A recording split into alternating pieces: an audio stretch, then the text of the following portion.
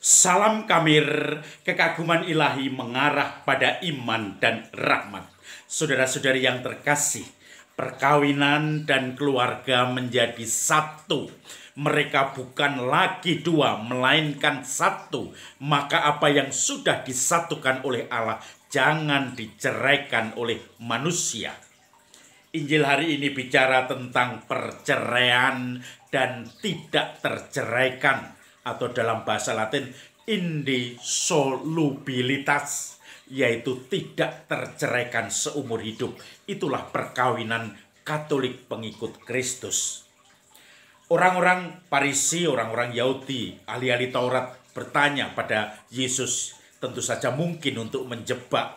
Dikatakan, "Guru, boleh tidak orang menceraikan istrinya dengan alasan apa saja?"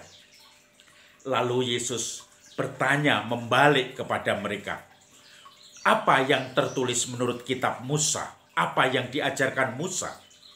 Dikatakan Musa menulis, mengizinkan cerai dengan menulis surat cerai dengan alasan kalau orang pada saat-saat tertentu. Lalu kemudian Yesus mengatakan, karena ketegaran hatimulah maka Musa menuliskan aturan seperti itu. Tetapi sebetulnya sejak awal mula laki-laki dan perempuan itu menjadi satu. Mereka kemudian akan meninggalkan ayah dan ibunya dan bersatu dengan istrinya.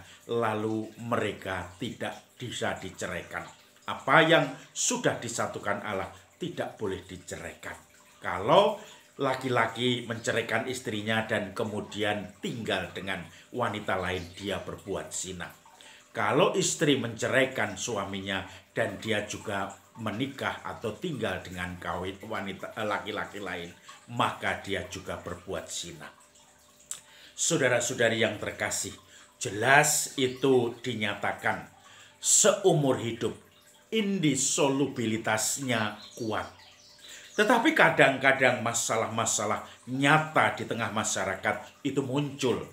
Orang sering juga memberikan ruang untuk berantem, untuk berkelahi. Kalau pertama-tama orang menikah, pacaran, itu seakan-akan indah. Tai kucing rasa coklat. Tetapi kalau sudah nanti mulai berantem, punya anak, krisis ekonomi, coklat rasanya tai kucing. Apalagi kalau orang-orang yang punya pengalaman long distance relationship, yaitu yang jarak jauh relasinya. Tidak pernah memupuk relasi, saling cuek, saling blokir, saling mencari kesalahan pasangan, tidak pernah lagi mendamaikan satu dengan yang lain, atau mencari titik temu, memaafkan, maka akhirnya apa? Bencana. Yang menjadi korban adalah anak-anaknya, dan tentu saja juga keluarga besar akan mendapatkan semacam beban itu. Saudara-saudari yang terkasih, ada satu keluarga yang kemudian mengalami krisis di dalam keluarganya, dalam relasinya.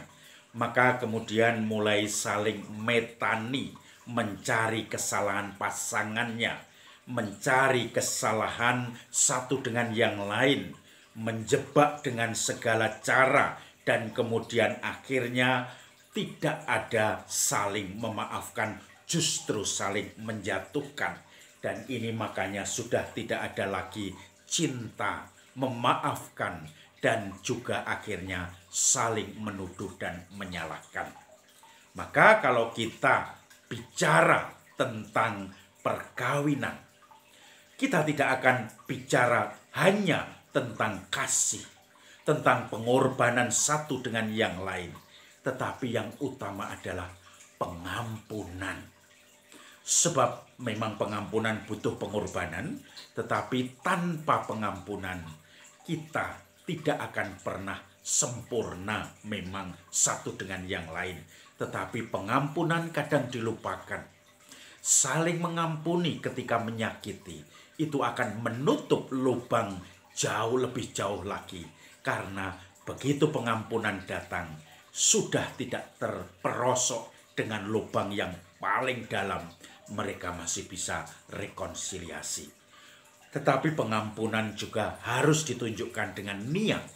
Jangan sampai berkali-kali ditangkap, berkali-kali mengalami kesalahan, berkali-kali menunjukkan ketidaksetiaan, lalu kemudian akhirnya minta diampuni, minta pasangannya berkorban untuk mengampuni dirinya. Maka tentu saja selain tadi berkorban dengan mengampuni, tentu saja juga dengan usaha untuk memupuk cinta itu, relasi itu tidak bubar, karena akhirnya orang-orang itu bisa menjadikan tanda dia sebagai pilihan Tuhan untuk dirinya. Saudara-saudari yang terkasih, saya pernah menjumpai pasangan yang sudah mulai retak hubungannya. Dia dulu waktu mahasiswa di Jogja sering boncengan Vespa kalau pacaran sama-sama mahasiswa dan mahasiswi di UGM di Jogja. Lalu kemudian ketika mulai retak hubungannya, mereka kemudian kembali menaiki Vespa itu walaupun sudah sukses dengan mobil, kendaraan, rumah yang sudah mapan, tetapi Vespanya tidak pernah dijual dan tidak pernah dilupakan. Dia kemudian ketika mulai ribut, lalu yang satu otomatis sudah ngajak makan keluar, jalan-jalan naik Vespa.